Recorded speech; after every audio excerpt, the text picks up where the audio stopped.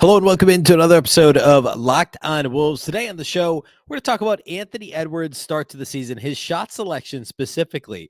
What kind of shots is he taking? What does he need to, say, tighten up a little bit here moving forward? Also, some praise for both Karl-Anthony Towns and Jaden McDaniels. We'll also look at the tough upcoming schedule and an interesting Chris Finch quote after the game on Wednesday after the win over the Nuggets. It's all coming on the show. Welcome in. You are Locked On Wolves. You are Locked On Timberwolves, your daily Minnesota Timberwolves podcast. Part of the Locked On Podcast Network. Your team every day.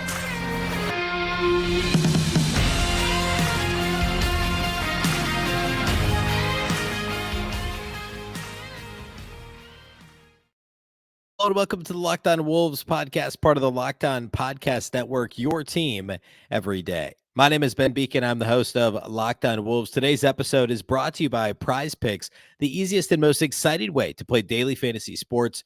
Go to prizepicks.com/LockedOnNBA and use the code, all lowercase, LockedOnNBA for a first deposit match up to $100. Happy Friday, everybody. Happy weekend. And a big thank you for making Locked On Wolves your first listen every single day. Of course, the show is free and available everywhere, including YouTube, as well as all of your favorite audio platforms. Wherever you like to listen to podcasts, you can find Locked On Wolves. You can also watch on the Locked On Sports Minnesota app. That can be found on both Amazon, Fire TV, and Roku. More great local sports coverage 24/7, and it's free. Download the app today on Roku or Amazon Fire TV. You can also follow on X. That's at Locked On T-Wolves and also at Beecken. Oh, and one other thing. The Wolves take on the Utah Jazz Saturday night. It's a 7 p.m. Central tip. And you can actually listen to that game on the SiriusXM app, which is on SiriusXM, which is the SXM app. The Wolves, again, play host to the Utah Jazz Saturday night. Catch every bucket called by the fantastic Alan Horton. Again, the SXM app. Just search Minnesota Timberwolves. All right.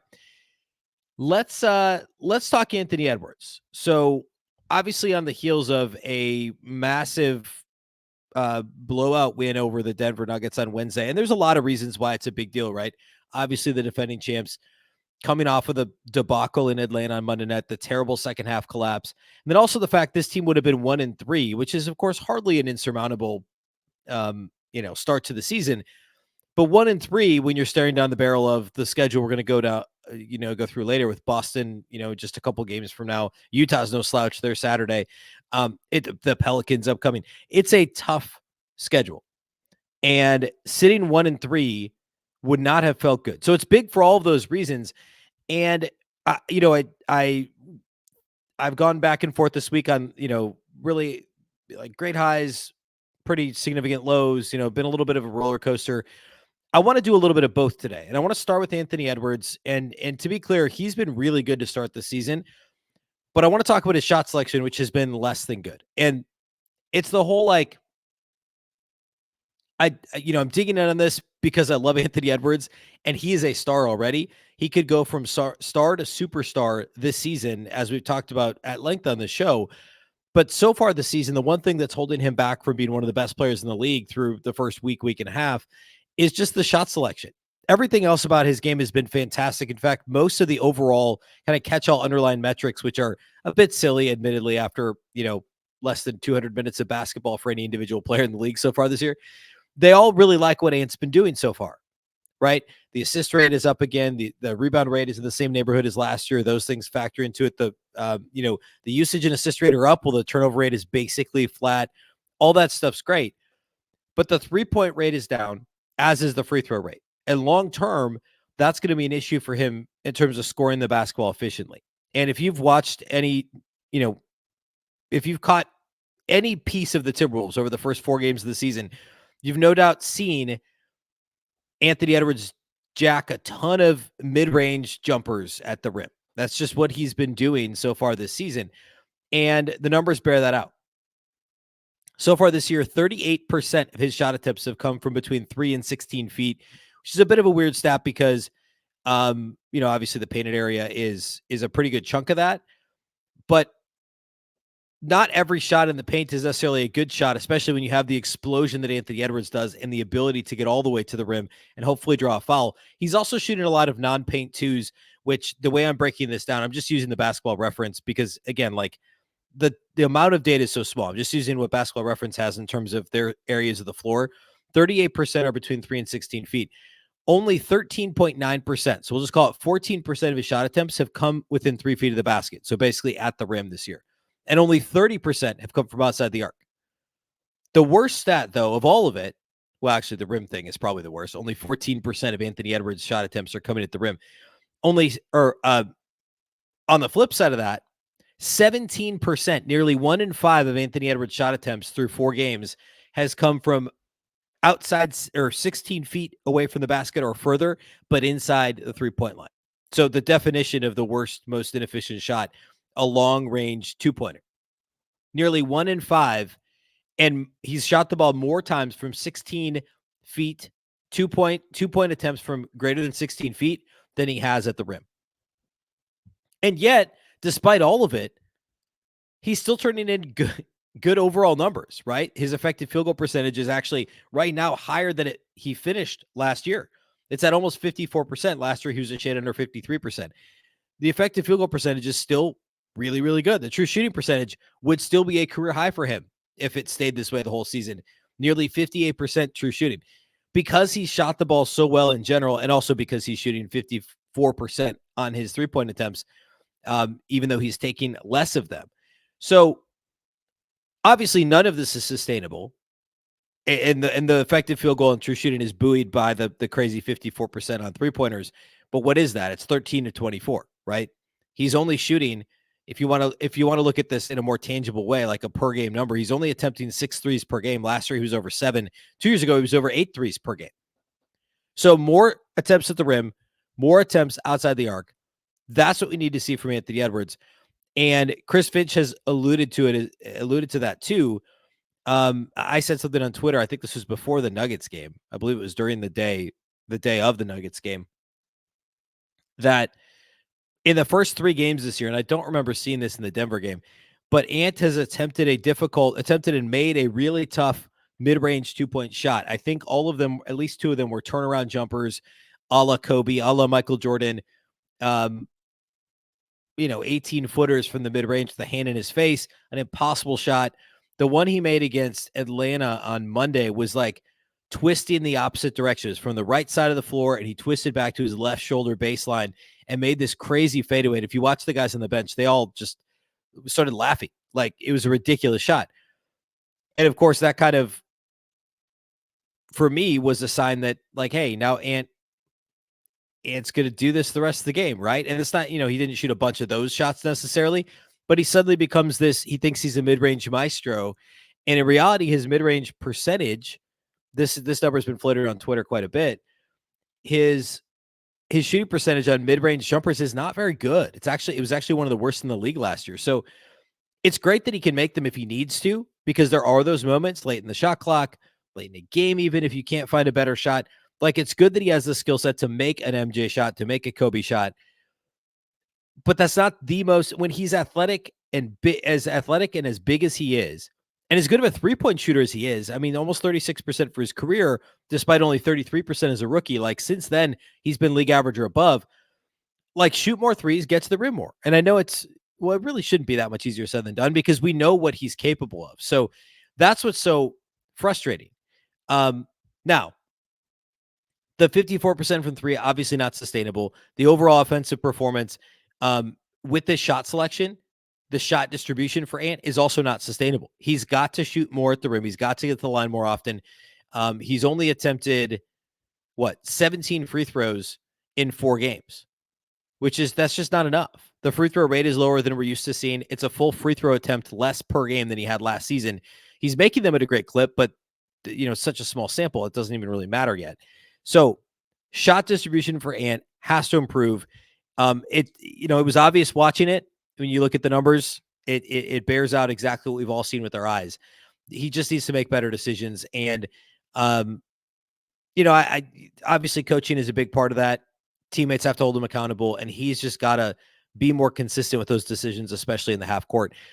Next one I want to do, lots to get to. I want to get to some Karl-Anthony Towns and Jaden McDaniels points. I want to talk about the tough upcoming schedule, a Chris Finch quote related to Wednesday and also the upcoming schedule, and then a couple of additional notes related to, I guess really it's the schedule, but also the team defense. I mean, like, right, don't look now. The Wolves team defense is turning in sparkling marks if you look at any underlying metrics through, of course, just 4 games, but it all looks really, really good. I want to talk about that a little bit later too.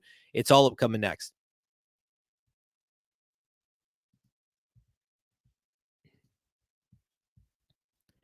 Today's episode of Locked On Wolves is brought to us by our friends at PrizePicks. PrizePicks is the largest daily fantasy sports platform in North America. They are the easiest and most exciting way to play DFS. It's just you against the numbers. Instead of battling thousands of other players, including pros and sharks, you pick more than or less than on 2 to 6 player stat projections and watch your winnings roll in. Right now, with basketball season here and also the heat of football season, you can pick combo projections across football and basketball from the Specials League, a league created specifically for combo projections that includes 2 or more players from different sports or leagues. For example, if the Wolves ever play the same night as, say the Vikings, right? You could take Cam Akers yards plus Karl-Anthony Towns points more than, I don't know, that would be a pretty big number, right? More than 45, right? Or to use a random NFL example, you could say LeBron and Travis Kelce combined for more than 10.5 combo for 3-pointers made and receptions. So you can take these fun, combination from across sports. It's awesome. Plus, PrizePicks now has a reboot policy, so your entries stay in play even if one of your players gets injured. For football and basketball, if you have a player who exits in the first half and does not return in the second, that player is rebooted. PrizePicks is the only daily fantasy sports platform with an injury insurance policy. Go to prizepicks.com/LockedOnNBA and use the code LockedOnNBA for a first deposit match up to $100. Again, that's prizepicks.com/LockedOnNBA. Use the code LockedOnNBA for a first deposit match up to $100. PrizePicks, daily fantasy sports made easy.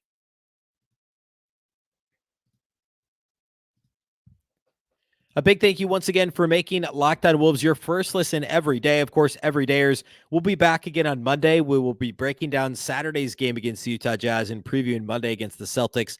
That will be Monday's show. And of course, daily all throughout next week, Monday through Friday. Plus, the postcast will start appearing in this audio feed. If you're listening to the audio on wherever you like to listen to podcasts, the live postcast, which will be typically hosted by Luke Inman of Locked On Sports Minnesota, occasionally myself, but usually Luke.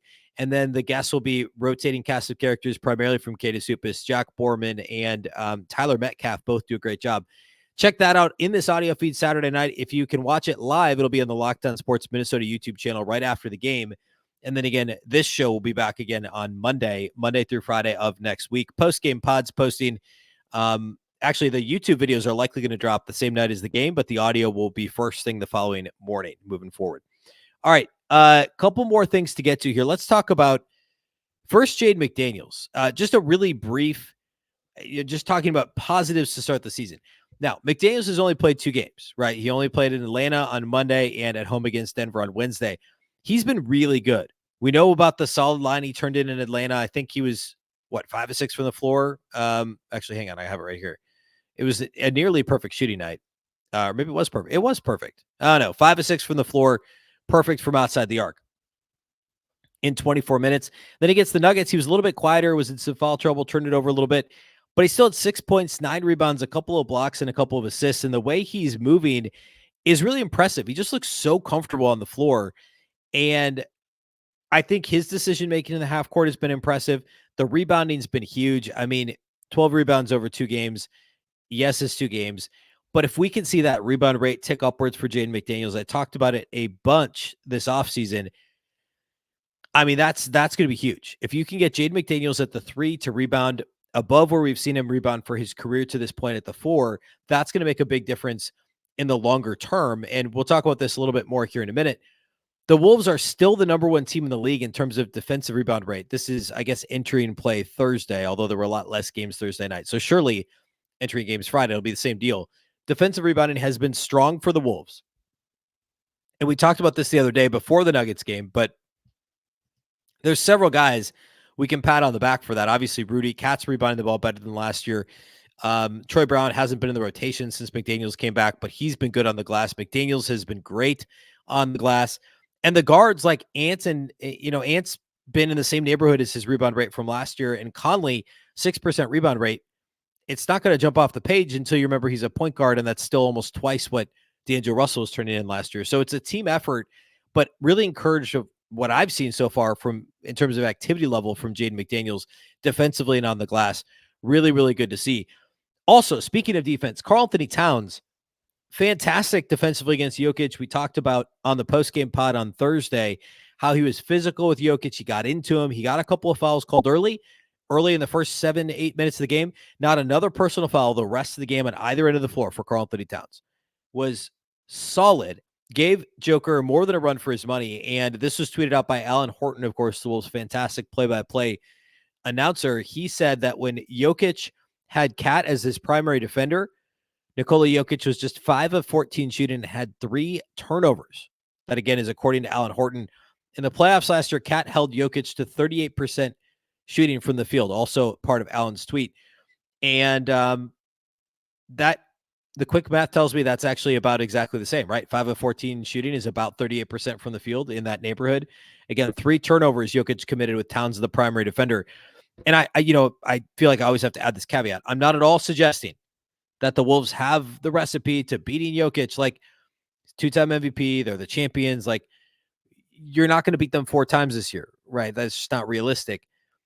But to create an environment in which you have the best opportunity to win and maybe create some of that variance, try to make the Nuggets uncomfortable, try to make Joker uncomfortable. And I think Towns and the Timberwolves did that on Wednesday night. And credit to the coaching staff for the game plan, credit to Cat, and really the whole defensive unit for executing. And I don't want to rehash too much of what I said Thursday, but Cat getting into Jokic, Gobert essentially playing free safety, playing off of Aaron Gordon in the dunker spot and patrolling the lane and really kind of the baseline in general. And then the length of Anthony Edwards, Jaden McDaniels, Mike Conley, just building a wall in essence and being athletic and long and in passing lanes and stepping up when they need to and trying to take away backdoor cuts, trying to take away these the passes that Jokic likes to throw, disrupting the timing of Jokic and the Nuggets offense. That was all very impressive. And I really don't want to lose sight of how good Karl-Anthony Towns was in order to execute this. And again, the whole unit, yes, but Cat maintained his composure, wasn't getting the calls he felt he deserved on the offensive end of the floor, but still did his job on the defensive end of the floor and was fantastic when he was matched up directly with Jokic. So a really solid Karl-Anthony Towns game. Very, very, very impressive. And I don't believe I gave him one of the studs after the game when on the post-game pod on Thursday, because the offensive numbers weren't, quite to where we'd want to see them. But the combined effort on both ends of the floor, like Towns has left in general, the body of work through 4 games leaves a little to be desired for Karl-Anthony Towns. But the Joker matchup on Wednesday against the Nuggets was fantastic, and Cat is on the right track. His 3-point shot eventually is going to fall. He's going to get a few more foul calls. At some point, please, NBA officials, give Karl-Anthony Towns some foul calls. We'll get there. I still believe it. I think Towns is trending in the right direction. I do believe that. And some of these upcoming matchups, even though they're tough overall, they might not be the worst matchups to get Towns going either. So a little bit more on that. I want to talk about the schedule next. I also want to talk about the number 1 ranked defense in the NBA, your Minnesota Timberwolves. Let's talk about some of those peripheral numbers, the underlying metrics that support why the Wolves are the number 1 defense in the league. We'll get to all that here next. Today's episode of Locked On Wolves is brought to us by our friends at FanDuel. Score early this NFL season with FanDuel, America's number 1 sportsbook. Right now, new customers can get $150 in bonus bets with any winning $5 moneyline bet. That's $150 if your team wins. If you've been thinking about joining FanDuel, there's no better time to get in on the action. November is a great sports month. Yes, baseball's over, but hockey's in full swing. College basketball starts this week. I believe the Gophers tip off maybe on Monday. With like an actual real game. I think they had an exhibition maybe last night. And of course, pro football, college football, NBA. Win totals are out there, lines for each game. The FanDuel doesn't have a line yet as of this recording for Wolves Jazz on Saturday, but we'll check in on those lines next week for games when we do the pregame shows or previews, I should say. The app at FanDuel is so easy to use. There's a wide range of betting options that include spreads, player props, over-unders, and more. Anything you want to find, you can find it at FanDuel. Visit FanDuel.com/lockedon and kick off the NFL season. FanDuel, official partner of the NFL.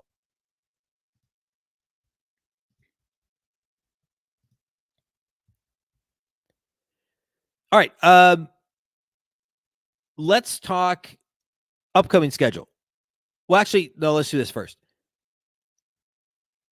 Well, yeah, let's talk upcoming schedule. Let's do that and then get into some of these matchups and the encouragement of the Timberwolves defense and so what I think they'll be able to handle these matchups really well. Upcoming schedule for the Wolves. If you're watching on YouTube, you can see it right there on your screen. Timberwolves had the Utah Jazz Saturday night. They're in this playing every other day rhythm. I think part of it is there's some of those in-season tournament games starting this week. So the Wolves play every other day. No back-to-backs on the horizon at all yet. Wolves have the Jazz at home Saturday. They continue the homestand with Boston on Monday, the Pelicans next Wednesday, and then the Wolves' first in-season tournament game themselves, I believe this is the first one, at the Spurs next Friday night. They go back out on the road, then at the Warriors a week from Sunday. So the next 5 are really tough. I mean, it's fair to assume that at least 4 of those 5 are going to be playoff teams. I wouldn't assume that maybe for the Jazz. Okay, so 3 of the 5. But the Jazz are decent, and of course, Wembanyama is Wembanyama, and the Spurs were 2-2 entering that Phoenix game on Thursday. And at last I saw, I believe that they were losing. Let's see. Actually, no, the Spurs are up in the fourth quarter of this game, believe it or not. So who knows? I mean, the Spurs might be 3-2 and have beaten the Suns twice. Like, we'll see. All that to say, it's not an easy schedule by any stretch of the imagination. And after the game on Wednesday, Chris Finch was asked if he was excited about how his team held their own, or not just held their own. I forget how the question was phrased, but basically, are you happy with the collapse that happened on Monday in Atlanta, given that collapse that happened on Monday? Are you happy with the team's response on Wednesday and how the Timberwolves were able to maintain having another 19-point second halftime lead, getting down closer to single digits and then pushing it back up over 20? What did you feel about that? And Chris Finch said, the maturity comes when you stack performances like this on top of each other. So that remains to be seen. But this was a great focused effort, executed everything that we talked about really well at a high level. So yeah, it's nice. It's nice that they did this, but Chris Finch, I mean, like, he was around, I don't know, he was around for 82 regular season games last year in the playoffs, right? He's familiar with this team turning in a good performance against a good team and then turning around and having a stinker against a lesser team. And the Jazz aren't bad, but the Wolves are they're going to be favored Saturday. Like, the Wolves should beat the Utah Jazz at home, on normal rest, right? So it's a game the Wolves should win. We all saw last year, the Wolves should have won in Atlanta. They lost. They shouldn't have beaten Denver, for all intents and purposes. They did. And now we expect them to beat a team like New Orleans. What's going to happen, like Utah? Last year's Wolves, Chris Finch has seen this song and dance before. This is the sort of rhythm that last year's team was in. And he's saying, can we stack these performances? Because, of course, Boston's Monday. So it's set up for the same thing to happen, right? Are they going to lose Saturday against a lesser Jazz team and then beat one of the best teams in the league again on Monday in Boston? Hopefully not. Hopefully that's not how it happens. Hopefully they win both those games, right? But Chris Finch, he's seen this before. He knows what to expect and what the Wolves have to try and avoid, frankly. I alluded to this earlier. The Timberwolves entry and play on Thursday had the number 1 defensive rating in the entire league through 4 games. The number 1 defensive rating. They've got the number 1 defensive rebound rate, and they also have the number 1 defensive free throw rate. What I mean by that is free throw attempts per field goal attempts. Number 1 in the league. Opponents are only averaging 14.5 free throw attempts per game so far this year for the Wolves. And the free throw per field goal attempt rate, which is, well, exactly what it sounds like. So how many free throws does the opponent shoot per field goal attempt, is just 0.12, which is incredibly low. Obviously not sustainable, but really positive, because this is a team that for the past couple of years has fouled like crazy. Remember, even 2 years ago when this was a solid defensive team pre-Rudy Gobert, They were a good defensive rebounding team. Or I'm sorry, they were a poor defensive rebounding team, but they turned other teams over. They fouled a lot, but they blocked shots, right? Like there were these certain redeeming qualities, and it was basically like an all or nothing type defense. It was almost like an NFL defense that relies on blitzing a bunch, right? Well, and also the Wolves blitz a lot in the perimeter, right? That's how they tried to generate these turnovers with Patrick Beverley, Jared Vanderbilt. Last year, it was a more traditionally solid half-court defense. Defensive rebounding was still weirdly bad, but it was a good defense overall. And now this year, so far at least, we're seeing the best of both worlds, at least in terms of last year's team and then a traditional, defense that can actually rebound the basketball. Number one in defensive rating, number one in opponent free throw rate, number one in defensive rebound rate. Opponent field goal percentage is it's fine. Like they're doing a pretty good job. That's a flukier number. So and turnover rate, by the way, 17th. So like, middle of the pack. Opponent effective field goal percentage is 8th in the league, just over 50%. So all the way around, the Wolves have been fantastic defensively, in my mind, for all but 3 quarters, really, this year. The first quarter against Atlanta and the second half against Atlanta were miserable. Besides that, this has been a really strong defensive team through 4 games, and it has to continue if the Wolves are going to come up with, call it 2 out of 3 wins. I'm going to throw up the schedule again here. On paper, you would say, oh, they should be able to beat the Jazz. I know the Pelicans are off to a good start, but they should beat the Jazz, Pelicans, Spurs. They might lose at home to the Celtics and on the road to the Warriors. If you come through the stretch at 3-2, and now you're looking at a record that's 5-4, that's not a terrible first 9 games, especially given the Wolves already lost at Toronto and already lost at Atlanta, right? So 3-2 in this stretch is doable. The Wolves have to keep showing up defensively, and all the offensive stuff that we talked about, that's got to get figured out too, in terms of Ant's shot selection, the overall ball movement, etc. Which again, we saw progress on Wednesday, but as Chris Finch said in his words, can they stack these performances on top of one another? All right. Once again, a reminder, Saturday night, 7 p.m. You can listen to the Wolves play the Utah Jazz at 7 p.m. Central on the hometown broadcast with Alan Horton on SiriusXM on the SXM app. Just search Minnesota Timberwolves. There will be a live postcast that will be on the Locked On Sports Minnesota YouTube channel with Luke Inman and Tyler Metcalf. And the audio should post over the weekend at some point right here on the Locked On Wolves audio feed.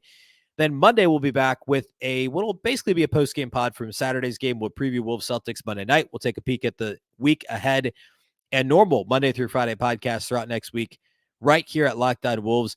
A big thank you for making this show your first listen every day. Of course, this show is free and available everywhere, including YouTube, as well as all of your favorite audio platforms. Wherever you like to listen to podcasts, you can find this show. You can also watch on the Locked On Sports Minnesota app on both Roku and Amazon Fire TV. And you can follow on X at Locked On T-Wolves and also at Beecken with 2 B's, 2 E's, C-K-E-N. Of course, the Locked On Wolves podcast is part of the Locked On Podcast Network. Remember, the Locked On Network is your local experts on all the biggest stories. Once again, I'm Ben Beecken. This is the Locked On Wolves podcast, and we'll catch you next time.